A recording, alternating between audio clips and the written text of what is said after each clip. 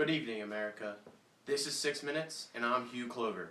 And I'm Donald Blackman. This is what's happening in your world tonight. Tonight, we dive into the scandals that surround America's favorite pastimes. I have an exclusive interview with the scandalous women's golfer, Jordan Baker. And I'll review the continuing coverage of the corruption in America's favorite pastime, baseball. It alludes back to the 1919 World Series. This is 6 Minutes. In other news, scandal still looms over Jordan Baker's ball kick out of her poor lie in the tournament last year, as she won today's golf tournament over Joanne Walsh. I had the exclusive interview with Jordan Baker at the New York State Women's Golf Championship. Here it is. Good afternoon, I'm Donald Blackman here for NYBN here at the New York State Women's Golf Championship. Miss Baker, over here. Jordan, congratulations today over your one-shot victory over Joanne Walsh. How does this victory feel today? Thank you. Yes, it's a good victory, as is any victory. I made a lot of putts. I drove the ball in the fairway, and I just stayed concentrated through the entire round, which really helped me. Now, Jordan, we cannot have this right now without talking about the tragic death of your friend, Gatsby. How does this affect you today? Excuse me. Yes, well, Jay and I, we had our ups and downs, but he was a friend in the end, and it's very tragic that he was murdered, and I hope he's resting in peace, and he was a great man. Now, Jordan, there's been a lot of controversy about your championship win by one stroke last year with the ball kick that you took out of the rough lie. How is this, what do you think about this? Well, I've been asked this question many times, but I did not kick the ball. People accuse me of it, but I did not kick the ball. See, that's interesting, Miss Baker, because we have video footage of last year's tournament that was sent to us anonymously. Let's roll the tape.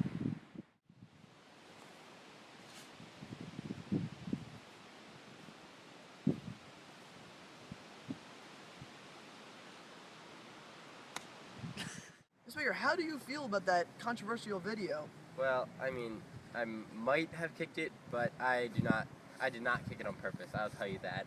I was caught up in the heat of the moment, and truthfully, I just do not remember that.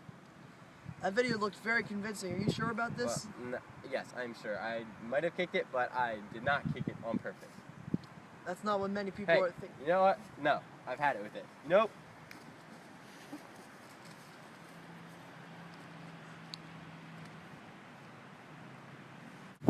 That didn't seem too convincing. Donald Blackman here from the New York State Women's Golf Championship. Back to you, Hugh. Thanks, Don.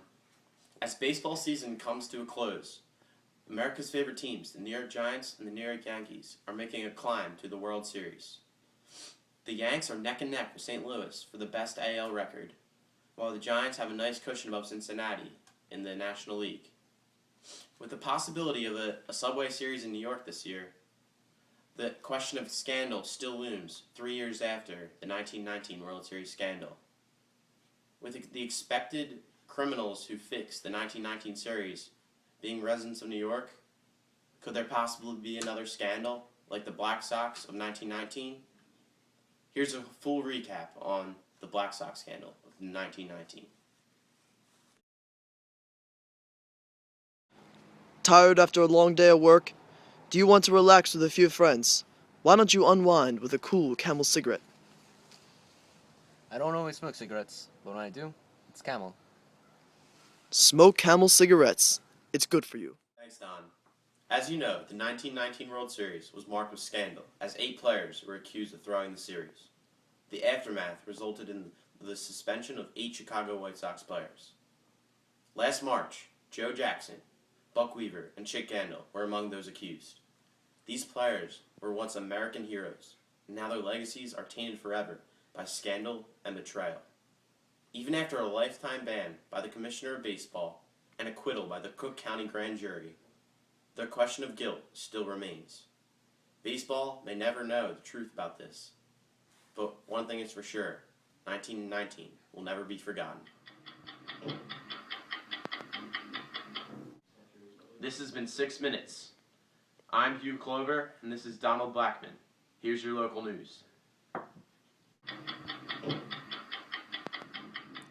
Prohibition got you down? Try and add some variety with your life with some Coke.